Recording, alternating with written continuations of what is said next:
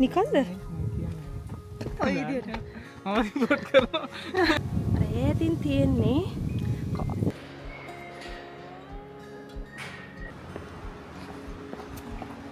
Hello everyone, welcome back to my YouTube channel. රොමේනියාවේ අපේ road trip එකේ 3 වෙනි blog එක බලමුද එහෙනම්. මේ අපේ රෝඩ් ට්‍රිප් එකේ 3 වෙනි දවස. මේ වෙද්දී අපි ඉන්නේ රොමේනියාවේ ෆේමස් මවුන්ටන් හයිවේ එකක් වන ට්‍රාන්ස්ෆිගරේෂන් රෝඩ් එකේ. ඉතින් ඔයා මගේ කලින් බ්ලොග් එක බැලුවා නම් මේ වෙද්දී මම ඔයාව මේ රූට් එකේ භාගයක් දුරට එක්කගෙන ඇවිල්ලා තියෙන්නේ. දෙවනි දවසේ රෑ අපි නතර වුණේ මේ රූට් එකේ තියෙන හොටෙල් එකක. හොටෙල් එකට එද්දිත් හොඳටම කළුවර වෙලා තිබුණු නිසා වටපිටාවේ මොනවද තියෙන්නේ කොයි වගේද කියලාවත් අපිට අයිඩියා එකක් තිබුණේ නැහැ. ඒ නිසා දෙවැනි දවසේ රෑම අපි දෙන්න කතා වුණා පහුවෙනිද උදෙන්ම නැගිටලා රෙඩි වෙලා අපේ 3 වෙනි දවසේ ගමන පටන් ගන්න කලින් මේ වටපිටාව ටිකක් ඇවිදලා කරලා බලන්න. මුලින්ම අපි ගියේ මේ හොටෙල් එක පිටිපස්සේ තිබුණා හයිකින් ට්‍රේල් එකක්. ඉතින් ඒකේ ටික දුරක් ගිහින් ආවා මොකද ෆුල් හයික් එක යන්න අපිට ටයිම් තිබුණේ නැති නිසා. විනාඩි 45ක් වගේ ගියා අපිට ගිහිල්ලා එන්න.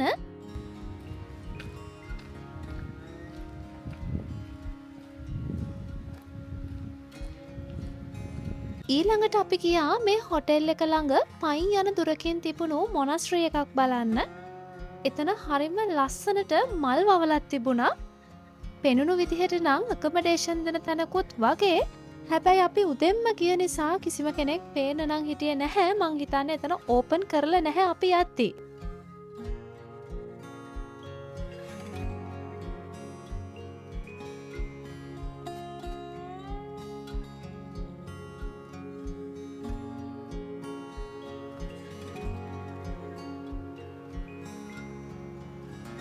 ඉතින් ওই විදිහට වටපිටාවේ පොට්ටක් ඇවිදලා කරලා ආයෙත් හොටෙල් එකට ඇවිත් අපේ බඩු මුට්ටු ටිකත් රෙඩි කරගෙන අපේ 3 වෙනි දවසේ ගමන යන්න පටන් ගත්තා.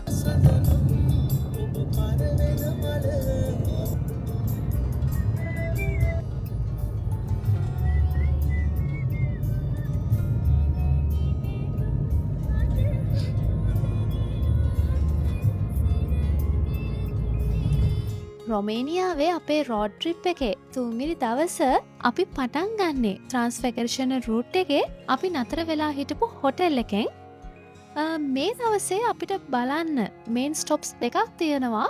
ඉතින් මේ යන රූට් එකේ අතරමැද අපි සමහර තැන්වල නතර කරනවා ලස්සන දෙයක් තිබුණොත් බලන්න. කොහොම හරි අපේ ෆස්ට් ස්ටොප් එක වෙන්නේ විත්රු ඩෑම් එක.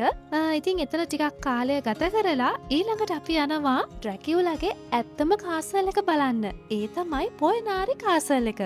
ඊළඟට අපිට ටිකක් දිග ඩ්‍රයිව් එකක් තියෙනවා 3 වෙනි දවසේ අපි නතර වෙන තැනට යනකම්. මේ තැන තියෙන්නේ රොමේනියාවේ වෝල්ෂා කියන රීජන් එකේ ලස්සන පුංචි ගමක. එහෙනම් එන්නකො මාත් එක්ක අපි කතාවක් දාගෙනම මේ රූට් එකේ යමු.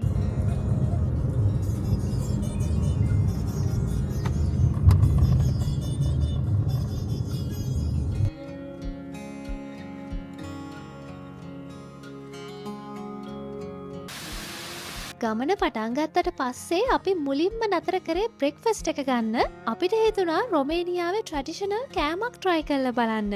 මේ තියෙන්නේ කෑම එක. මේකට රොමේනියාවේ කියන්නේ මාමාලීගා කියලා. එහෙම නැත්නම් අපි කියනවා පොලෙන්ටා කියලා. ඇත්තටම පොලෙන්ටා කියන්නේ ඉටාලියන් ඩිෂ් එකක්. ඉතින් ඒ ඩිෂ් එකම තමයි මේකේ තියෙන්නේ. හැබැයි මේක සර්ව් කරන්නේ ග්‍රිල් කරපු මස් ජාතියක් එක්ක.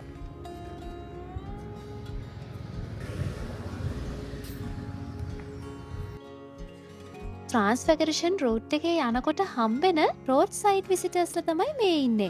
ඇත්තටම කිව්වොත් මේ රූට් එකේ තවත් එක හයිලයිට් එකක් තමයි මේ බ්‍රවුන් බෙයාස්ලා. මේ පාර දෙපැත්තෙම තියෙන ඝන කැලෑවක්නේ. ඉතින් මේ කැලෑවේ තමයි මෙයාලා ජීවත් වෙන්නේ. හැබැයි මෙයාලා පාර අයිනට එනවා. මොකද මේ රූට් එකේ යන සමහර වාහනවල කට්ටිය මෙයාලට කෑම දෙනවා. ඒ නිසා මේ රූට් එකේ තනින් තන සයින්ස් තියෙනවා මෙයාලට කෑම දෙන්න එපා කියලා. මොකද මෙයාලා කෑම හොයාගෙන අපේ ළඟට ආවට එයාලා ඉක්මනින්ම ඇග්‍රෙසිව් වෙන්න පුළුවන්.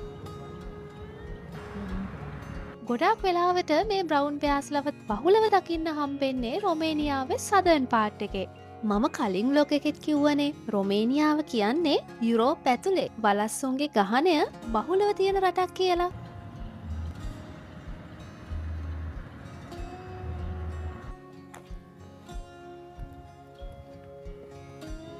අපි ආපු රූට් එකේ තිබුණා ලස්සන පොඩි චර්ච් එකක්. ඒක ටිකක් වෙනස් විදිහකට හදපු එකක් නිසා අපිට හිතුණා එතන ටිකක් නතර කරලා බලලා යන්න. හැබැයි මෙතන නම නම් මට හරියට හොයාගන්න බැරි වුණා.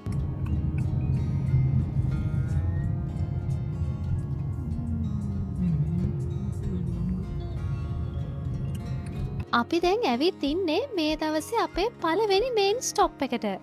මේ තමයි වීත්‍රූ ඩෑම් එක. ට්‍රාන්ස්ෆර්ගර්ෂන් හයිවේ එකේ තියෙන තවත් අයිකොනික් ස්ටොප් එකක්.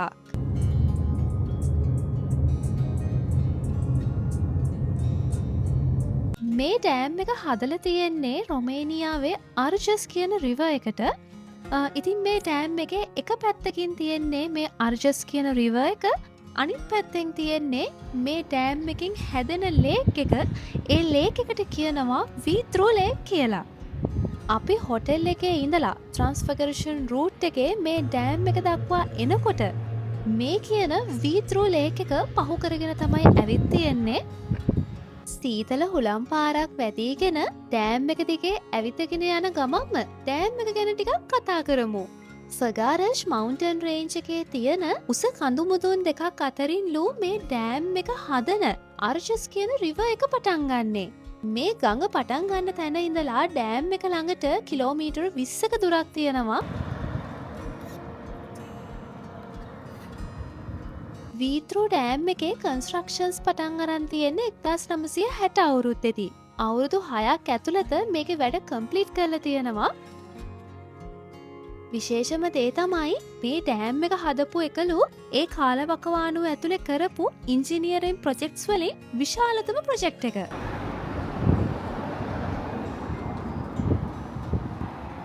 ෆයිනලි වීත්‍රූ ඩෑම් කියන්නේ යුරෝපයේ තියෙන දෙවනියට උසම ආච් ඩෑම් එක.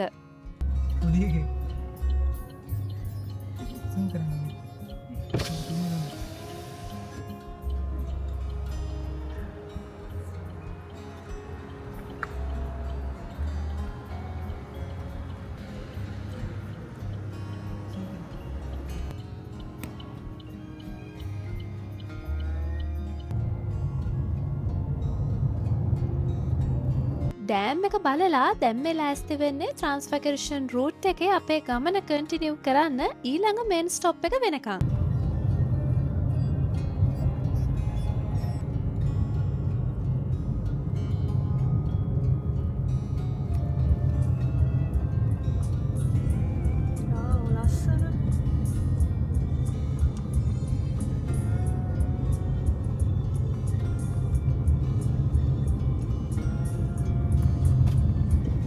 වීත්‍රූ ඩෑම් එක ළඟ ඉඳලා විනාඩි 5ක ඩ්‍රයිව් ටයිම් එකකට පස්සේ අපි ආවා අපේ ඊළඟ මේන් ස්ටොප් එක වෙන පොයනාරි කාසල් එක බලන්න.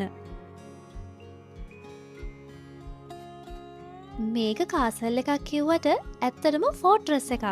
අපි දැන් ඇවිත් ඉන්නේ කාසල් ඒරියා එකට. හැබැයි කාසල් එකට යන්න නම් ලොකු පඩි පෙළක් තියෙනවා පඩි 1480ක් එක්ක. මේ පඩි 1480ම නගින්න වෙනවා කාසල් එක බලන්න.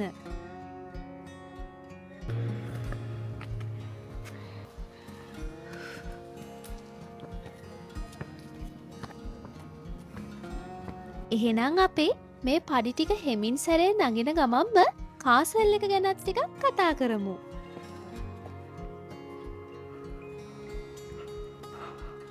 මේ ෆෝට්‍රස් එක පිහිටලා තියෙන්නේ ෆගාරෂ් මවුන්ටන් රේන්ජ් එකේ තියෙන එක කඳු මුදුනක.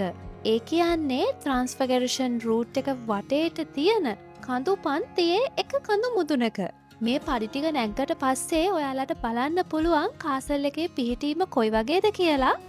මේක ඇතුලේ මෙතන තියෙන්නේ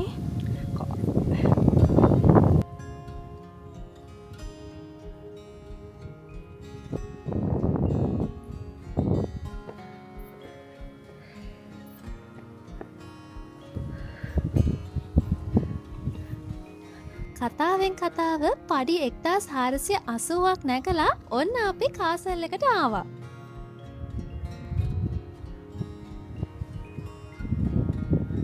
රොමේනියාව ගැන මං ඔයාලත් එක්ක ෂෙයා කරගත්ත පළවෙනි ව්ලොග් එක බැලුවනම් ඔයාට මතක ඇති. ඒ ව්ලොග් එකෙන් මං කාසල්ස් දෙකක් පෙන්නුවා. ඒකෙන් දෙවනියට පෙන්නපු කාසල් එක තමයි බ්‍රෑන්ඩ් කාසල් කියන්නේ. රොමේනියාවට එන ටුවරිස්ලා අතර ඩ්‍රැකියුලාස් කාසල් කියලා ෆේමස් වෙලා තියෙන්නේ මේ බ්‍රෑන්ඩ් කාසල් එක. ඒකට හේතුව බ්‍රෑම් ස්ටෝකර්ගේ ඩ්‍රැකියුලා නවල් එකේ විස්තර කරලා තියෙන විදිහටම බ්‍රෑන්ඩ් කාසල් එක නිර්මාණය කරලා තිබීම. ඒ ඇරුණම ඩ්‍රැකියුලා කියන කැරක්ටර් එකට ඒ කාසල් එකත් එක්ක කිසිම කනෙක්ෂන් එකක් නැහැ. හැබැයි දැන් අපි මේ බලන්න යන කාසල් එකට නම් ඩ්‍රැකියුලා කියන කැරක්ටර් එකට සම්බන්ධකමක් තියෙනවා. ඒ නිසාම මේ කාසල් එක හඳුන්වනවා රියල් ඩ්‍රැකියුලාස් කාසල් කියලා. කොහොමද එහෙම වෙන්නේ? මේ පොයනාරි කාසල් එක ෆෝට්‍රස් එකක් විදිහට භාවිතා කරලා තියෙන පුද්ගලයෙක් තමයි ව්ලැඩ් දි ඉම්පේලර් කියන්නේ. ඉතින් මේ ෆිගර් එක තමයි ඩ්‍රැකියුලා කියන ෆික්ෂනල් කැරක්ටර් එකට ඉන්ස්පිරේෂන් එක වෙලා තියෙන්නේ. එහෙම වෙන්න රීසන් දෙකක් තියෙනවා. එකක් තමයි මේ පුද්ගලයාගේ සර්නේම් එකේ ඩ්‍රැකියුල් කියලා පාට් එකක් තිබිලා තියෙනවා. ඉතින් රොමේනියන් භාෂාවෙන් ඩ්‍රැකියුල් කියලා කියන එකේ අදහස තමයි ඩ්‍රැගන් කියන එක. අනිත් හේතුව තමයි ව්ලැඩ් දි ඉම්පේලර් කියලා කියන්නේ. ටිකක් සැර පාලකයෙක්ලු. කොහොම හරි ව්ලැඩ් දි ඉම්පේලර්ගේ මේ කැරක්ටරිස්ටික්ස් වලට තව ෆික්ෂනල් අයිඩියාස් ටිකක් ඇඩ් කරලා බ්‍රෑම් ස්ටෝකර් ඩ්‍රැකියුලා කියන කැරක්ටර් එක බිල්ඩ් කරලා තියෙනවා. මේ ෆෝට්‍රස් එකේ ආකිටෙක්චර් එක ගැන ටිකක් කිව්වොත් මෙතන බිත්ති බැඳලා තියෙන ගල් බැමි හැම හුඟා ගණේට හදලා තියෙනවා. ඒ වගේම තමයි හරිම පටු එන්ට්‍රන්ස් තිබිලා තියෙන්නේ. ඉතින් view point කීපයක්මත් දකින්න පුළුවන්. ඒ වගේම තමයි සෝල්ජර්ස්ලාට ඉන්න පොඩි ලිවිං ඒරියාස් තමයි තිබිලා තියෙන්නේ. ඉතින් මේ ඔක්කොම දේවල් කන්සිඩර් කරාම හිතාගන්න පුළුවන් මෙතන හදලා තියෙන්නේ ඇටැක් එකකින් සර්වයිව් වෙන්න පහසු වෙන්න මිසක් සුඛෝපභෝගී විදිහට ජීවත් වෙන්න පහසුවට නෙමෙයි කියලා. ෆෝට්‍රස් එක බලලා අපි දැන් ආපහු පහළට බහින්න හදන්නේ. අර පඩි 1480ම ආයෙත් බහින්නත් එපයි.